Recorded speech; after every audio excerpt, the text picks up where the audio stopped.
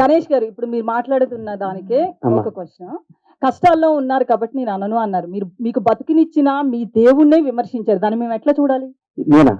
పవన్ కళ్యాణ్ గారిని ఏమన్నారు? నేను ఎక్కడో ఊహించుకున్నారు, ఇట్లా ఉండిపోయారు. రేవంత్ రెడ్డితో పోల్చారు, చాలా మందితో పోల్చి మాట్లాడారు. మీరు ఒకసారి వినండి అది. నువ్వు చెప్పు తల్లి, ప్రాణం పోయిన నా డెడ్ బాడీ కూడా పవన్ కళ్యాణ్ విమర్శించి మర్చిపోతుంది. అమ్మ బంగారం నేను చచ్చిపోయిన శవం కూడా పవన్ కళ్యాణ్ గా నిలిచి చూపడం. That is my blood, that is my character. వినండమ్మా, నేను చెప్పాలి, అమ్మాయి సమాధానం చెప్పాలి. నా ప్రాణం పోయిన నేను ఫస్ట్ అధికారంలో ఉన్నప్పుడు ఒక రకంగా, అధికారంలో లేనప్పుడు ఒక రకంగా పిచ్చి పిచ్చిగా మాట్లాడటం కానీ, నా మనసుకు నచ్చితే దేవుడైనా ఎదిరిస్తా, నచ్చకపోతే నచ్చితే వాళ్ళు ఎవడైనా కాళ్ళు కొట్టుకుంటారు. నా క్యారెక్టర్ అది. చంద్రబాబు నాయుడు గారిని భారతదేశం మొత్తం ఆయన దగ్గరికి వెళ్ళాలంటే భయపడ్డ క్షణంలో, వణుకుతున్న క్షణంలో, వణుకుతున్నారు. ఆయనతో లబ్ధి పొందాలు కూడా వణుకుతున్న క్షణంలో చంద్రబాబు గారికి మద్దతుగా ఇచ్చిన మొదటి సినిమా రంగం నుంచి మొదటి వ్యక్తిని నేను. అది నా క్యారెక్టర్. నేను తెలుగుదేశం పార్టీ కాదు, నేను పవన్ కళ్యాణ్ మనిషిని. నేను ఎప్పటి నుంచి 2004 నుంచి నేను కాంగ్రెస్ కార్యకర్తని. నాకు పవన్ కళ్యాణ్, నా తల్లిదండ్రుల తర్వాత నేను పవన్ కళ్యాణ్ ప్రేమించాలి. పోనిపోతే నాకు బతికే కాదు. ఆయన జనసేన పార్టీ పెట్టినా కానీ నా బ్లడ్ లో కాంగ్రెస్ ఉంది. నేను పార్టీకి, నేను రాజకీయం ఉంటే కాంగ్రెస్ లో ఉంటే లేదా రాజకీయాలు మానేస్తా. అంతేగాని పవన్ కళ్యాణ్ కంటే నా తల్లిదండ్రుల తర్వాత నేను పవన్ కళ్యాణ్ ఇష్టపడాలి. జనసేనలో తిరగాలి.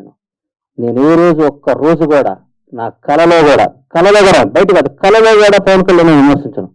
నా ఇంట్లో, నా బెడ్రూమ్ లో పవన్ కళ్యాణ్ ఫోటో ఉంటుంది. అది నా క్యారెక్టర్ అమ్మ. రేవంత్ రెడ్డి పొగిడి ఉండొచ్చు, ఎవరిని పోడొచ్చు. పవన్ కళ్యాణ్ గారిని తక్కువ చేసి రేవంత్ రెడ్డిని అది నువ్వు అనుకుంటే అది నీ కర్మ అమ్మా. నీ పొగిడేటట్టు చూపించమ్మా. నువ్వేదంటది ఇప్పుడు చెప్పాలి నాకు. 10 హాఫ్ ఉంటాను చెప్పి అమ్మా. పవన్ కళ్యాణ్ 2 సార్లు అనబాకమ్మా. దయచేసి ఆగమ్మా, దయచేసి ఒక క్వశ్చన్ వేసే ముందు ఒక బాధ్యత గల మీద పత్రికా రంగం మీ అందరికీ చేతులెత్తి నమస్కరిస్తున్నా. 1-2 సార్లు క్వశ్చన్ చేసుకొని ఏదో అడగాలి, ఏదో మీరు క్రియేట్ తెచ్చుకోవాలి, ఏదమ్మా ఏదో మీరు క్రియేట్ తెచ్చుకొని అడగండి. భగవంతుడి మీద సాక్షిగా, భగవంతుడి మీద సాక్షిగా నేను పవన్ కళ్యాణ్ గారిని అనలేదమ్మా. బంగారం అనలేదమ్మా, ప్లీజ్. అది తప్పమ్మా, అనబాకమ్మా, నన్ను అనబాకమ్మా. నేను పవన్ కళ్యాణ్ గారి భక్తున్నమ్మా, దయచేసి అమ్మా అనబాకమ్మా, ప్లీజ్. అనలేదమ్మా, అనలేదు, అనను కూడా తల్లి, ప్లీజ్ ప్లీజ్. 2 సార్లు ఎవరో ఓవర్లాప్ చేశారు. గబుక్కుని మళ్ళీ ఆయన ఇగ్నోర్ చేసాం అనుకుంటాడు. ఆయనకు మైక్ ఇవ్వండి, ఆయన అడగలం. హరిశంకర్ లైక్ ఇచ్చారు. హరీష్ గారు క్వశ్చన్ సార్. ఇప్పుడు గబ్బర్ సింగ్ అనగానే మనకి అంత్యాక్షరి ఎపిసోడ్ గుర్తొస్తుంది. అవునండి. ఆ తర్వాత చాలా మంది రైటర్లు అంత్యాక్షరి ఎపిసోడ్ ని రిప్లికా చేసి దాన్ని స్ఫూర్తిగా తీసుకుని రాయడం మొదలెట్టారు. అది పులిని చూసి నక్క వాత పెట్టుకున్నట్టే ఆ ఎపిసోడ్లన్నీ. అవును అనేస్తాను. ఓకే, ఇప్పుడు ఉస్తాదులో అలాంటి ఎపిసోడ్ ఏమన్నా ప్లాన్? కాదండి, నాకు గబ్బర్ సింగ్ వచ్చిన బెస్ట్ కాంప్లిమెంట్, మీరు మరిన్ని క్వశ్చన్ నాకు అర్థమైంది. గబ్బర్ సింగ్ వచ్చిన బెస్ట్ కాంప్లిమెంట్ ఏంటంటే, ఇందాక త్రివిక్రమ్ గారు ఆ వీడియోలో త్రివిక్రమ్ గారు మాట్లాడారు. హరీష్ బాగా రాశాడు, బాగా చూపించాడు, కళ్యాణ్ గారిని ఫ్యాన్స్ ఎలా అన్నారు. ఆయన తర్వాత ఆ ప్రెస్ మీట్ అయిన తర్వాత ఆయన కారులో కూర్చుంటే ఒక మాట అన్నాడు, హరీష్ నేను ఈ సినిమా చేస్తున్నాను, డబ్బని చూశాను, కళ్యాణ్ గారు చేస్తాను కదా అని.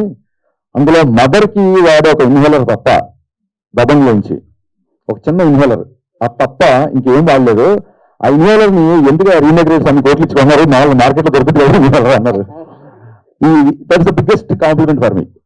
అయినా ఆయన అంటే త్రివిక్రమ్ లాంటి ఒక రెప్యూటెడ్ రైటర్, ఒక స్టార్ రైటర్ నేను ఎంత శాతం రీమేక్ చేశానని చెప్పడానికి ఆయన చెప్పిన ఉదాహరణ అది.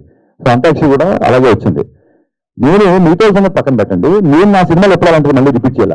ఎందుకంటే ఇది హిట్ అయింది కాబట్టి దీన్ని పట్టుకొని వేలాడదాం అనేది ఎప్పుడు కాదు. సందర్భంలో కుదిరితే, మళ్ళీ సినిమా సందర్భంలో అలాంటిది కుదిరితే ఖచ్చితంగా పెడదామని. సో ఎగ్జాక్ట్ అంతాక్షరి కాకపోయినా ఒక మ్యూజికల్ ఐటమ్ ఒకటి ఉత్సాహంలో ఉంటుంది. అది డెఫినెట్ గా థియేటర్లో మంచి ఉత్సాహాన్ని ఇస్తుంది. మళ్ళీ ఒకసారి థియేటర్లు షేక్ అవుతాయి అన్న నమ్మకం ఉంది. అవుతలేదో చూద్దాం. గబ్బర్ సింగ్ సినిమాకి ఒక ఫ్యాన్ లాగా వచ్చిన సుజిత్, ఆ గుంపులో వచ్చిన ఒక సుజిత్ ఇప్పుడు పవన్ కళ్యాణ్ గారితో ఒక సినిమా చేస్తున్నారు. అదే టైంలో మీ సినిమా కూడా సైమల్టేనియస్ గా షూట్ జరుగుతుంది. అవును. ఒక ఫ్యాన్ డైరెక్టర్ అయితే పవన్ కళ్యాణ్ గారు ఇచ్చే స్పేస్ ఎలా ఉంటుంది? ఇందాక గణేష్ గారు చెప్పినట్టు కళ్యాణ్ గారికి ఏదన్నా ఇబ్బందికరమైన డైలాగు సన్నివేశం ఉంటే తప్ప, ఇది నాకు సూట్ అవుతా లేదా అంటారు తప్ప నేను చేయను అని ఎప్పుడు అంటారు. నాతో నాకే పోటీ, నాకు నేనే పోటీ అనే డైలాగ్ చెప్పడానికి ఆయన ఇప్పుడు ఏంటి పోటీలు ఏంటి, ఎవరితో ఏంటి పోటీ డైలాగ్ అవసరం అన్నప్పుడు దాన్ని బిఫోర్ ఆఫ్టర్ ఎక్స్ప్లెయిన్ చేసి ఆ రోజు సెట్కి ఎస్ఏ గారు వచ్చారు. నెక్స్ట్ ఇంట్రెస్టింగ్ ఏంటంటే సుజిత్ రెడ్ కాశీ తువాలు కట్టుకొని గబ్బర్ సింగ్ చూస్తూ బయటకు వచ్చిన వీడియోస్ నేను కూడా చూశాను. నాకు ఆశ్చర్యమైన విషయం ఏంటంటే సుజిత్ నేను కాదు, నేను ఆయన ఫ్యాన్ గా వచ్చి గబ్బర్ సింగ్ తీశాను. ఇప్పుడు సుజిత్ కంటే కొంచెం సీనియర్ నేను. సుజిత్ అలా వచ్చాడు, నెక్స్ట్ ఇంకోటి వస్తాడు, మేము అందరం ఇలా వస్తూ ఉంటాము, ఆయన మొత్తం అలాగే ఉంటాడు.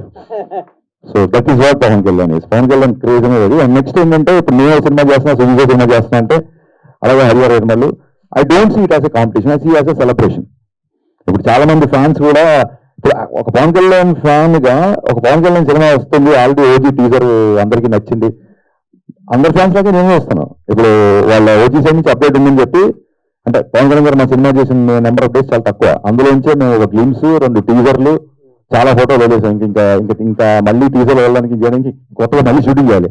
సో ఓజీ నుంచి అప్డేట్ వస్తుంది కాబట్టి మేము పెద్దగా ఈసారి అప్డేట్ చేయట్లేదు. We're also going to update OG update this time. Ganesh గారు హరీష్ ఒకటి హరీష్ గారు, అయితే మీరు గబ్బర్ సింగ్ రీమేక్ అయినప్పటికీ అంటే త్రివిక్రమ్ గారు అన్నట్టు రీమేక్ కి రీడిఫినేషన్ ఇచ్చారు. అంటే రీమేక్ ని మక్కికి మక్క అంటే తీయాల్సిన అవసరం లేదు, అంటే కొత్త కథని మాకు చూపించారు. ఇప్పుడు తర్వాత మీరు మీ లైఫ్ లో మీ కెరియర్ లో చాలా రీమేక్స్ వచ్చినాయి, గతలకని చోటు వచ్చేసి మనం ఇష్టపచ్చాం వచ్చినాయి. ఇప్పుడు మీ ఒక పందాన్ని మార్చుకునే, అంటే ప్రతి 10 ఏళ్ళకి కానీ ఒక ట్రెండ్ మారుతుంది అంటారు కదా, ట్రెండ్ని మార్చుకునే ఒక పందాన్ని మార్చుకునే మలుపు ఏమన్నా వచ్చిందా మీ కెరియర్ లో? అలా కాదండి, పందాన్ని ఒకటేసారి మార్చుకున్నాను. చాలా మంది ఎవరైతే నా సినిమాలో ఉన్న కొంత వర్గం, ఇన్ఫాక్ట్ పని కట్టుకొని అని కూడా చెప్పలేదు, నేను అలాగే చెప్తాను కాబట్టి, కమర్షియల్ డ్యాన్సుల గురించి, కమర్షియల్ ఫైట్ల గురించి, నేను తీసిన రొమాంటిక్ సాంగ్స్ గురించి మాట్లాడే వాళ్ళందరూ ఫస్ట్ నేను షాక్ సినిమా తీసినప్పుడు చాలా మంది అహెడ్ ఆఫ్ టైమ్స్ అని రాశారు. ఈ రోజుకి పాతికేయ మిత్రులని షాక్ సినిమా నచ్చిన వాళ్ళు, జ్యోతిక రవితేజ గారి మధ్య రొమాన్స్ మీరే చేయబెట్టున్నారు, నచ్చిన వాళ్ళు చాలా మంది ఉన్నారు. సో షాక్ సినిమా అప్పుడు సరిగ్గా ఆడలేదు. బిగినింగ్ రావడం చూడండి, ఒక వ్యక్తి దాన్ని ఏమంటారు, కొత్తగా సంబంధాలు చూస్తున్న అమ్మాయికి ఈజీగా సంబంధాలు దొరుకుతాయి తప్ప గబుక్కున్న విలువ అనేసరికి సమాజంలో గబుక్కున్న రెండోసారి పెళ్లి అంటే సంబంధం ఈజీగా దొరకదు. సో ఫస్ట్ ఫ్లాప్ తీసిన దర్శకుడు పరిస్థితి అలాగే ఉంటుంది ఇండస్ట్రీలో. అప్పుడు పందా మార్చుకోవాల్సి వచ్చింది. మరీ పొయిటిక్ గా, మరీ నాలిటిక్ గా ఎక్కడో మధురం అంటే కుదరదు. మీరు టైటిల్ నుంచి ట్రాన్స్ఫర్మేషన్ చూస్తారు. షాక్ అని టైటిల్ పెట్టిన వ్యక్తి మిరపకాయ్ గబ్బర్ సింగ్ అని టైటిల్ పెట్టుకుంటూ వెళ్తున్నాడంటే అప్పుడు పందా మార్చుకున్నానండి అంతే. ఆ తర్వాత ఐ థింక్ ఎప్పటికప్పుడు రెగ్యులర్గా సినిమాలు చూస్తుంటాం కాబట్టి స్టోరీ టెల్లింగ్ లో డే బై డే విపరీతమైన చేంజెస్ వస్తున్నాయి కాబట్టి అప్డేషన్ అనేది డెఫినెట్ గా ఉంటుంది. గణేష్ గారు ఇట్స్ ఆడపిల్లకి ఛాన్స్ ఇద్దాం, సోదరులకు ఛాన్స్ ఇవ్వాలి కదన్నా. ఎందుకండి మేము మైక్ ఉంది కదా, ఎప్పుడోకప్పుడు మేమే అడుగుతాం. అయితే పవన్ కళ్యాణ్ రీసెంట్ గా మాట్లాడుతూ డిప్యూటీ సీఎం అయిన తర్వాత సినిమాలు తగ్గిస్తాను అన్నట్లుగా ఆయన ఓపెన్ గానే చెప్పాడు. సో ఈ 2 సినిమాల తర్వాత ఉస్తాద్ భగత్ సింగ్ కావచ్చు, హరిహర వీరమల్లి, ఈ 2 సినిమాల తర్వాత సినిమాలు వచ్చే అవకాశాలు చాలా తక్కువగా ఉన్నాయి. యాజ్ ఏ ఫ్యాన్ గా మీరు ఏం చెప్తారు? కుదరదమ్మా, అట్లా సినిమాలు చేయాల్సిందేనా, ఒప్పుకోం.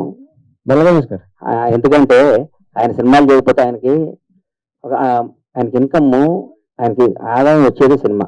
ఆయన ఖర్చులకి, ఆయన పార్టీ నడపడానికి అదొక అద్భుతమైన పార్టీ. ఆయన చేసే కార్యక్రమాలు కానీ ఆయన దగ్గర కానీ ఆయన ఎట్టి బస్సులో ఏదో టైం చూసుకొని మాలాంటి వాళ్ళకి అవకాశాలు ఇస్తే సినిమాలు చేయాలని మనస్ఫూర్తిగా కోరుకుంటున్నాను. ఆయన ఏ పదవిలో ఉన్నా కనీసం సంవత్సరానికి 2 నెలలకు ఒక సినిమా జనానికి ఇవ్వాలని నా ఆశ. ఆ ఆశ నెరవేరుతుందని కోరుకుంటాను. అన్న ఇటు ఎక్కడన్నా గబ్బర్ సింగ్ రిలీజ్ అప్పుడు బ్లాక్ బస్టర్ అయింది, కలెక్షన్స్ పవన్ కళ్యాణ్ గారు చెప్పొద్దు అన్నారు కదా, 100%. ఇప్పుడు చెప్తారా? ఎందుకంటే ఇప్పుడు సినిమాలు రీ రిలీజ్ అయినా కూడా కలెక్షన్స్ ఎంత ఈసారి చెప్తాను. ఇప్పుడు ఈసారి చెప్తాను, లాస్ట్ టైం చెప్పక బాధపడ్డాను ఛాన్సర్లు. ఆయన ఎవరికి చెప్పొద్దు, ఈసారి ఆయన